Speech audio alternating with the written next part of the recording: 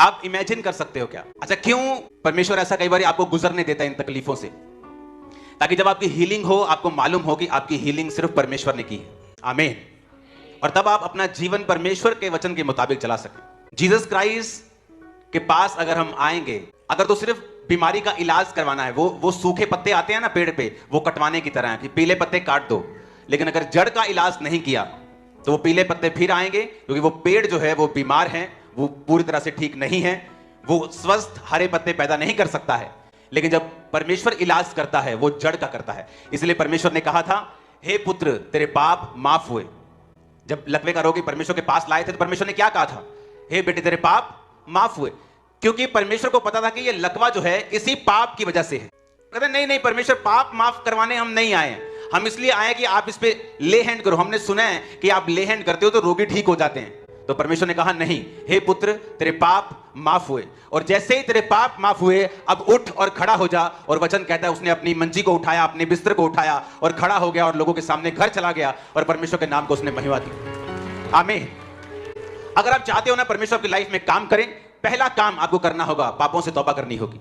आप एक ऐसा जीवन नहीं बिता सकते जो परमेश्वर को खुश ना करे और आप ये एक्सपेक्ट करें कि आपकी लाइफ में सब कुछ स्मूथ चलेगा और सब कुछ सही चलेगा। ये पॉसिबल नहीं है। आप परमेश्वर की उपस्थिति में खुदावंद को कितना आदर देते हैं, इसी बात से आपकी लाइफ निर्भर करती है कि वो कितना आगे जाएगी और कितना ही आशीषित रहेगी। और इसलिए वचन में बार बार लिखा, परमेश्वर ने 38 साल के रोगी को जब चंगा किया तो परमेश्वर ने कहा अब फिर से पाप मत करना, ऐसा ना हो इससे भी भारी मुसीबत तेरी जिंदगी में आए। और आपने देखा उसने कभी नहीं पूछा कि प्रभु कौन सा पाप, मैं कौन सा पाप है जो ना करूं। उसने ऐसा कहा, उसने नहीं पूछा कौन सा पाप। उसे मालूम था उसने कौन सा पाप किया है जिसकी वजह से उसने सफर किया है। आप शैतान की वजह से सफर नहीं करते हैं, आप पाप की वजह से सफर करते हैं। जब सिन आपकी लाइफ में होता है, आप सफर करते हैं, फिर दुनिया का बेस्ट डॉक्टर भी आपको छुड़ा नहीं सकता, आपका बड़े से बड़ा रिश्तेदार जो अमीर है आपको छुड़ा नहीं सकता, आपकी इंटेलिजेंसी, आपकी पढ़ाई आपको छुड़ा नहीं सकती। इसलिए परमेश्वर ने कहा अगर तुम मन फिराएगा और तौबा करेगा तो तू बचाया जाएगा। तो इसलिए मिरेकल्स होते हैं। वचन कहता है जब तुम मिरेकल्स को देखेगा, साइंस एंड वंडर्स को देखेगा, तुझे यकीन होगा कि परमेश्वर जीवित है और तू अगला जीवन फिर परमेश्वर के वचनों के मुताबिक चलाएगा। आमीन। अब पहला दिन आज मैं सिर्फ आपको वचन देने के लिए आया, क्योंकि आज आपको बिना पाप के छुड़ाए, बिना पाप पर वचन दिए आपके लिए हीलिंग के लिए प्रार्थना करना है कि जादू टोना करने के बराबर होगा। क्योंकि आप लोग अगर पाप के विषय में नहीं सीखेंगे कि वही जड़ है, अगर मैं जड़ को नहीं हिलाऊंगा, उसे ट्रीट नहीं करूंगा, तो मेरी जिंदगी में एक के बाद एक मुसीबत मेरी लाइफ में आती ही रहेगी। तो अगर हम पाप की जड़ के ऊपर अटैक करेंगे तो वचन ये कहता है फिर जब जड़ ठीक होगी तो सब कुछ ठीक हो जाएगा। इसलिए परमेश्वर ने कहा था तू फिर से पाप ना करना, ऐसा ना हो इससे भारी मुसीबत। 38 साल का रोगी एक जगह पड़ा है, सारे लोग उसे छोड़ चुके हैं। एक आदमी के एवरेज 50-60 रिश्तेदार तो होते होंगे ना, पुराने जमाने में और अधिक ज्यादा होते होंगे। और नियुक्त समय पर बाइबल कहती है कि स्वर्गदूत आकर पानी को हिलाते थे। अगर उसके 50 रिश्तेदार भी हों तो 52 हफ्ते होते हैं एक साल में, कि एक हफ्ता नहीं कोई दे सकता एक रिश्तेदार कि चल यार 7 दिन मैं तेरे साथ रहूंगा, जब पानी हिलाया जाएगा, स्वर्गदूत हिलाएगा तो मैं तेरे को पानी में जल्दी उतार दूंगा, चल मैं तेरा साथ देता हूं। ऐसे हम सब रिश्तेदार एक एक हफ्ते की ड्यूटी ले लेते हैं और तुझे पानी में उतार देंगे जब स्वर्गदूत पानी को हिलाएंगे और तू हील हो जाएगा। तो वचन कहता है कि जब प्रभु यीशु मसीह ने कहा क्या तू चंगा होना चाहता है, तो वचन कहता है उसने कहा प्रभु मेरे पास कोई मनुष्य नहीं है जो मेरे साथ रह सके और जब पानी हिलाया जाए तो उसमें मुझे उतार सके।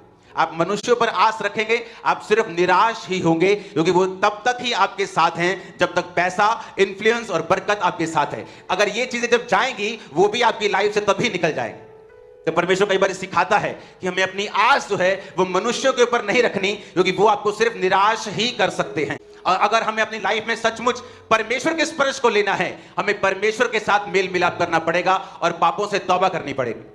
आज बहुत से लोग हैं जो वचन को नहीं मानते, किसी चर्च के साथ, किसी संडे कोई मिनिस्ट्री में नहीं जाते, किसी जीवित चर्च में नहीं जाते। क्या ये पाप नहीं है?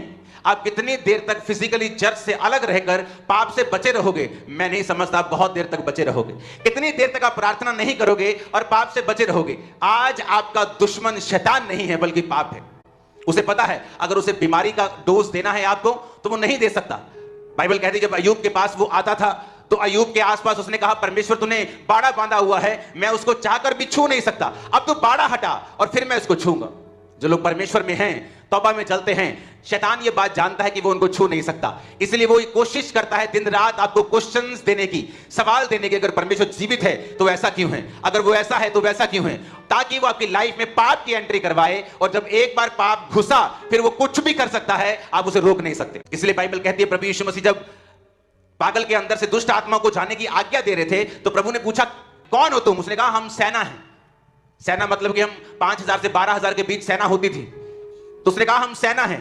बाइबल कहती है कि उनको अथाह गड्ढे में जाने की आज्ञा दे रहा था, दुष्ट आत्मा को निकाल रहा था, पर वो दुष्ट आत्मा परमेश्वर से कहती हैं हमें अथाह गड्ढे में मत भेज, वो सामने सूरों का झुंड चल रहा है, हमें वहां भेज दे। क्या परमेश्वर के पास पावर नहीं थी कि वो शैतान के साथ क्यों बैठकर टेबल टॉक करेंगे, क्यों वो ऐसा करेंगे? पर वचन कहता है कि सुअर चराना बाइबल के मुताबिक पाप था, और शैतान ये दिखाने की कोशिश कर रहा था कि यहां पर वचन ब्रेक हो रहा है और मेरे पास अथॉरिटी है वहां जाने की, तो मुझे वहां भेज। तो परमेश्वर ने भी शैतान को मना नहीं किया, और वचन कहता है परमेश्वर ने कहा जा, और बाइबल कहती है वो शैतान की आत्माएं जो सूरों का झुंड था हजारों का, उनमें बैठ गई, अंदर समा गई, और वो पूरा उसका झुंड का झुंड नदी में जाकर पानी में डूब मरा। और सारे चरवाहों ने नगर में जाकर सुसमाचार सुनाया और परमेश्वर के बारे में बताया। शैतान के पास लीगल राइट है आपकी लाइफ में काम करने का, अगर आप परमेश्वर के वचन के खिलाफ है तो फिर आप प्रेयर नहीं कर सकते हैं, आप तौबा कर सकते हैं, आप नहीं परमेश्वर से विश कर सकते। अगर आपने जानबूझकर अपनी लाइफ को पाप में रखा हुआ है, आपकी प्रार्थना कबूल नहीं होती। मैं आपको यह बताना चाहता हूं, किसी प्रकार के गलत फहमी में नहीं रहना है। अगर आप सिन में हैं, आपकी प्रेयर्स कबूल नहीं होती, यह वचन कहता है। परमेश्वर जानता है आपको किन वस्तुओं की जरूरत है, लेकिन वो देता तब है जब आप मांगते हैं। लेकिन परमेश्वर कहता है जो कुछ तो मेरे नाम से, मेरी महिमा के लिए मेरे पिता से मांगेगा, मेरा पिता तुझे वो सब चीजें देगा। आमीन। और अब हमें यह ध्यान देना है, हमारी संगति ऐसे लोगों के साथ हो जो हमें पाप के लिए डिस्करेज करें, पवित्रताई के लिए इनकरेज करें। हमारी चर्च ऐसी हो जो हमें पाप से निकालने के लिए हमारे ऊपर मेहनत करे और हमें ऐसा वचन दे। नहीं तो आप अपना और अपने बच्चों का टाइम वेस्ट कर रहे हो, क्योंकि फ्यूचर में मैंने देखा है यंग लड़के और आपके लड़कियों को एक अजीब किस्म के पाप में फंसते हुए, क्रिश्चियन होने के बावजूद भी, चर्च मेंबर होने के बावजूद भी। इसलिए मैं आपको कह रहा हूं ये बातें कि आपको अपनी लाइफ में एक स्टैंडर्ड अपनाना होगा, माता पिता को प्रार्थना में बढ़ना होगा, आपको परमेश्वर का वचन अपनाना होगा और अपनी लाइफ में से लागू करना होगा। और फिर धीरे धीरे वो उद्धार, वो सारी अनॉइंटिंग, वो सारी चीजें आपके परिवार में भी जाती जाएंगी। आमीन। ऐसा नहीं हो सकता कि आप रोज प्रार्थना ना करें और पाप से बच जाएं, क्योंकि प्रभु यीशु मसीह ने कहा अगर तू परीक्षा में नहीं पढ़ना चाहता है तो क्या कर? प्रार्थना कर। तू प्रार्थना कर ताकि तू परीक्षा में ना पड़े। बात यह है आप जो कुछ भी करें, क्या परमेश्वर आपके संग है या नहीं? अगर तेरे परमेश्वर संग है तो जो तू करेगा उस पे वो तुझे प्रॉस्पर करेगा, तुझे फलवंत करेगा। और अगर परमेश्वर संग नहीं है, फिर बाइबल कहती है तेरी जो कमाई होगी तू एक्स्ट्रा मेहनत से करेगा। सेकंड, तू कर्ज के साथ चलेगा, एक अजीब से स्ट्रगल के साथ चलेगा जो एक्चुअल में तेरे लिए नहीं बनाया गया है। आपके 2 बच्चे हो, 3 बच्चे हो, आप नहीं कहते कि मेरा एक बच्चा तो बहुत अमीर हो लेकिन 2 अच्छा स्ट्रगल करें लाइफ में, हॉस्पिटल्स में जाएं, बीमार रहें, आप कभी नहीं कहेंगे। आपके चाहे 3 हो चाहे 4 हो, आप यही कहेंगे मेरा हर बच्चा सक्सेसफुल होना चाहिए। तो आपको क्या लगता है कि परमेश्वर ने एक व्यक्ति को सक्सेसफुल होने के लिए बुलाया है और दूसरे को स्ट्रगल करने के लिए बुलाया है? आपको क्या लगता है कि परमेश्वर ने एक को बीमार रहने के लिए बुलाया है और दूसरे को ठीक रहने के लिए बुलाया है? ऐसा नहीं है। परमेश्वर ने हम सबको ब्लेस करने के लिए ही अपने पास बुलाया है, लेकिन हमें परमेश्वर के करीब जाना होगा। आमीन। हमें यह बिलीव करना होगा। ये कोट बहुत करते हैं लोग कि लाइफ इज ए स्ट्रगल। क्या आप बाइबल से एक भी आयत मुझे बता सकते हैं जो ये कहती हो लाइफ इज ए स्ट्रगल? क्या एक भी आयत बाइबल की आप बता सकते हैं मुझे जहां लिखा हो लाइफ इज ए स्ट्रगल? परमेश्वर ने कहा मैं तेरे आगे चलूंगा, मैं तुझे फल दूंगा, तू थोड़ी मेहनत करेगा और ज्यादा फल पाएगा। क्या ये स्ट्रगल है? क्या ये स्ट्रगल है? लेकिन जब परमेश्वर संग नहीं होगा तो हर चीज में स्ट्रगल होगी। कुछ 38 साल के रोगी की तरह हर चीज में रिजेक्शन होगी। आप लोगों पर गुस्सा करेंगे, रिश्तेदारों पे गुस्सा करेंगे, परिवारों पे गुस्सा करेंगे, वाइफ पे गुस्सा करेंगे, बच्चों पे गुस्सा करेंगे, क्योंकि आपका रिलेशनशिप परमेश्वर के साथ स्ट्रांग नहीं है। आप परमेश्वर से अलग हैं, इसलिए आपको हर व्यक्ति पे गुस्सा आ रहा है। आपको लगता है कि आपकी लाइफ की बर्बादी का कारण आपका रिश्तेदार है, आपका फादर है, आपकी मदर है, आपकी वाइफ है, आपके हस्बैंड है, आपके बच्चे हैं। लेकिन ऐसा नहीं है। अगर आप परमेश्वर के साथ जुड़ जाएंगे, मैं आपको एक भविष्यवाणी करके जा रहा हूं, अगले साल जब क्रूसेड होगा या जब भी होगा, आपकी लाइफ टोटल चेंज होगी, टोटल ब्लेस्ड होगी। आप इमेजिन नहीं कर सकते किस तरह की जिंदगी फिर आप पाने वाले हैं। जस्ट आपको बिलीव करना है परमेश्वर के ऊपर, वचन के साथ जीवन बिताना है, बाइबल पढ़नी है, पाप से दूर रहना है, जीवित चर्च का हिस्सा बनना है। आज लोग ये समझ नहीं पा रहे हैं कि क्यों आप क्रिश्चियन हैं। आप क्रिश्चियन हैं? हाँ मैं क्रिश्चियन हूं। तो क्या अभी आपका क्या प्लान है? प्लान कौन सा प्लान? नहीं, आपका सुसमाचार के लिए क्या प्लान है? कोई हाँ हम परमेश्वर के बारे में बताते हैं। आप चर्च जाते हैं? हाँ हम जाते हैं, कभी कभी संडे जाते हैं हम। क्या आप सुसमाचार देते हैं? नहीं, क्योंकि आपको ऐसा लगता है विश्वासियों को कि आपका काम सिर्फ जाना है और अच्छा सा सरमन सुनना है, आमीन बोलना है, आमीन आमीन हालेलुया करके और मैं वापस आना। इसीलिए आज की कलीसिया जो है इतनी आशीषित नहीं है। ना वो आग से भरी हुई है, ना वो सामर्थ्य से भरी हुई है, ना उसके ऊपर वो आशीषें हैं जो होनी चाहिए। क्यों? क्योंकि वो कलीसिया किसी भी सुसमाचार के इवेंजलिज्म का हिस्सा नहीं है, किसी प्रचार का हिस्सा नहीं है। पौलुस कहता है ऐसी कलीसियाओं से जिसने मिशनरी कामों में उसकी सहायता की, किसने प्रार्थना की, किसने फाइनेंशियल सपोर्ट के साथ, प्रेयर के साथ, किसने किसी तरीके के साथ, तो बाइबल कहती है पौलुस ने उन लोगों को कहा अब तुम्हारी हर घटी को परमेश्वर इज्जत के साथ पूरा करेगा, तुम्हें तुम्हारी बेइज्जती नहीं होने देगा, तुम्हारी हर घटी कंप्लीट करेगा, प्रभु तुम्हारे संग होगा। लेकिन इस सब कलीसिया को नहीं कहा। वो कलीसियाएं जो परमेश्वर के कामों में जुड़ी हुई थी, जो परमेश्वर के कामों में सहयोग दे रही थी, जो परमेश्वर के कामों में खुदाबंद के दास के साथ मिलके, प्रार्थनाओं के साथ, उपवास के साथ, बोने के साथ, हर एक सपोर्ट के साथ वो चल रही थी, उसने कहा था कि परमेश्वर तुम्हारी हर घटी को महिमा सहित पूरा करेगा। हालेलुया। आज हम अपने अंदर हम देखें कि कैसी सेवकाइयों के साथ हम जुड़े हुए हैं। क्या वो जीवित हैं? क्या मेरा ध्यान सुसमाचार की ओर है? क्या मैं इवेंजलिज्म करता हूं? क्या परमेश्वर की सेवकाई के साथ जुड़ा हूं? अगर आप जुड़े हुए हैं तो परमेश्वर की निगाह में आपकी वैल्यू होगी। आप अपने बच्चों के लिए प्रार्थना करेंगे क्योंकि आप दूसरों के बच्चों को बचा रहे हैं, तो परमेश्वर आपके अपने बच्चों को सेव करेगा। आने वाले दिनों में, आने वाले सालों में आपका अपने बच्चे बैप्टाइज होंगे, चर्च में होंगे, सेवा कर रहे होंगे। ऐसे मेरे साथ हुआ। परमेश्वर ने मुझसे कहा, जब मैं अपने बीमारी के बावजूद भी, अपनी हीलिंग ना होने के बावजूद भी प्रभु से बहुत सारे क्वेश्चन करता था कि परमेश्वर मैं क्रिश्चियन तो बन गया हूं लेकिन मैं हील क्यों नहीं हो रहा हूं। तो परमेश्वर ने मुझसे कहा जा और लोगों को हील कर, जा और लोगों को ब्लेस कर, क्योंकि जिस नल में से पानी निकलेगा वो नल खुद सूखा नहीं रहेगा। लोग बोलते हैं खामरा चर्च में हीलिंग मिनिस्ट्री है। आपको पता है खामरा चर्च की वो हीलिंग मिनिस्ट्री जो आज हीलिंग मिनिस्ट्री के नाम से मशहूर है, जब मैंने सेवा हीलिंग की शुरू की थी, सुसमाचार की, तो मैं खुद हील नहीं था, खुद चंगा नहीं था, खुद बीमार था और उसी बीमारी में मैंने सेवकाई को शुरू किया। और परमेश्वर ने कहा था जिस नल में से पानी निकलेगा वो खुद भी सूखा नहीं रहेगा। लोगों को हील करता करता कब मैं हील हो गया, आज आपके सामने है। और ऐसी हीलिंग डॉक्टर बोलते बोलते नहीं हो सकती। जलंधर के बहुत बड़े डॉक्टर हैं, वो जलंधर के आई थिंक अगर जलंधर के पहले 2-3 एमबीबीएस या एमडी डॉक्टर कोई होगा जलंधर शहर का, जहां जो एशिया में जिसके सबसे अधिक हॉस्पिटल जलंधर में है। तो जब मैं उस डॉक्टर के पास गया था तो उन्हें भी समझ नहीं आई थी और उन्होंने अपनी अलमारी से, बहुत बुजुर्ग थे वो, मुझे मालूम नहीं दुनिया में है कि नहीं, एक बड़ी सी मोटी सी किताब निकाल ली थी और मोटी सी किताब निकाल कर उन्होंने पूरा मेरा केस सर्च किया था और मुझे कहा था कि वो मुझे डराना नहीं चाहते थे। उन्होंने कहा था मैं तुझे कुछ मेडिसिन दूंगा लेकिन डोंट वरी, तुम अपना ध्यान स्पोर्ट्स की ओर लगाओ, इसकी ओर लगाओ। उनके पास कोई भी इलाज नहीं था। लेकिन जब मैं चर्च में गया, और इसलिए नहीं कि मुझे बीमारी से शिफा चाहिए, मैं डिप्रेस था और डिप्रेशन का रोगी हो चुका था। और जब मैं चर्च में गया और मुझे नशों से परमेश्वर ने आजाद किया और डिप्रेशन से आजाद किया, और मैं बाइबल पढ़ रहा था, बाइबल में मेरी हीलिंग के बारे में एग्जैक्ट जिक्र था जो मेरे को बीमारी थी, और मैं वहां रोने लग गया था। मैंने कहा क्या परमेश्वर ये कर सकता है? मैंने अपने पास्टर से पूछा, मैं 3 महीने का मैंने कहा क्या प्रभु ये कर सकता है मेरी लाइफ में? क्या ये कर सकता है?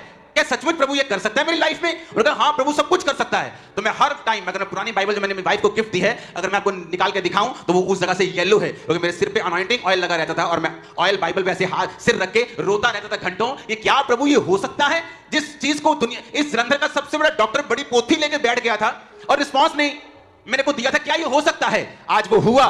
जब मैंने पूछा था उसके 10 साल बाद हुआ, लेकिन हुआ जरूर। ये क्रिश्चियन जर्नी आपको अपनानी होगी, आपको परमेश्वर के संग चलना होगा, आपको एक नियम बनाना होगा, एक फैसला करना होगा कि आज से मेरी जिंदगी जो है वो खुदाबंद के साथ होगी। शैतान तो डंडा लेके खड़ा ही है, वो मैं जानता हूं उसको, वो आपकी लाइफ में काम नहीं कर सकता, लेकिन जब वो एक व्यक्ति को परमेश्वर से दूर देखता है वो काम करता है। परमेश्वर ने मना नहीं किया जा और सूरों के झुंड में चला जा। परमेश्वर ने मना क्यों नहीं किया? क्योंकि वचन कहता है जहां बाड़ा टूटेगा सांप उसको डसेगा। आप वचन तोड़ेंगे सांप डसेगा, उसमें परमेश्वर का कसूर नहीं है। उस ट्रबल में परमेश्वर का कोई लेना देना नहीं है। ये आपका डिसीजन था खुदाबंद से दूर जाना। एक छोटा बच्चा अपने माता पिता जब तक नजदीक रहेगा सुरक्षित रहेगा। अगर वो जिद करके दूर जाना चाहेगा तो वो अपनी सेफ्टी का खुद जिम्मेवार है। वही आपने किया, लोगों ने किया। हालेलुया। और मेरे को समझ आया जब मैंने कहा क्या ये परमेश्वर ऐसा कर सकता है? कहते हाँ कर सकता है। वो भी पास्टर नहीं, वहां एक विश्वासी बहन बैठी हुई थी, उसने मुझसे कहा, मैंने कहा क्या परमेश्वर ये बाइबल में जो लिखा क्या ये कर सकता है ऐसा? मैंने पंजाबी में कहती हाँ परमेश्वर सब कुछ कर सकता है। और मैं तब से परमेश्वर के पीछे चला गया। मुझे मालूम था कि अगर परमेश्वर मेरे डिप्रेशन को दूर कर सकता है, अगर वो मेरी दूसरी बीमारियों से मुझे शिफा दे सकता है, तो इससे भी मुझे शिफा दे सकता है।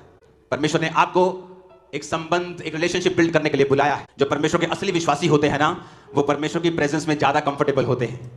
और जो नकली विश्वासी होते हैं वो दुनिया में ज्यादा कंफर्टेबल होते हैं, वो मैरिजेस में, पार्टीज में ज्यादा कंफर्टेबल हैं, गानों में कंफर्टेबल हैं। लेकिन परमेश्वर का जो असली जन है वो अपनी प्रार्थना के रूम में कंफर्टेबल है। वो अपनी प्रार्थना के कमरे में जहां खुदावंद से वो रोज बात करता है, उसे ऐसा लगता है कि जिस तरह मछली को पानी में दोबारा डाल दिया जाए और मछली पानी में अपने जीवन के साथ घूमती फिरती है, एक असली विश्वासी ऐसा ही होता है। जब तक आप परमेश्वर से दूर हैं, एक अजीब सी बेचैनी आपकी हार्ट्स में रहती है, आपके दिलों में रहती है। लेकिन जब आप परमेश्वर के साथ मेल मिलाप करते हैं और प्रार्थना के कमरे में जाते हैं और रोज प्रभु की उपस्थिति में बैठते हैं, आपको ऐसा लगता है कि जीवन आपकी लाइफ में प्रवेश कर चुका है। उसका आत्मा फिर आपको गाइड करता है, आपकी अगुवाई करता है, आपके बच्चों के लिए, बिजनेस के लिए, फाइनेंस के लिए, बॉडी के लिए, और वो सब चीजें जो दुनिया नहीं कर पाती, डॉक्टर नहीं कर पाते, आपकी लाइफ में पूरा होना शुरू होती है। आज मैं आपकी लाइफ के ऊपर प्रोफेसी करता हूं, जो डॉक्टर्स मना कर चुके हैं, इसी साल और अगले साल आप होता हुआ देखेंगे और गवाही के साथ होंगे आप। आमीन। मेरे को खड़कने वाला चाहिए अब। हालेलुया, ऊंची आवाज में हालेलुया।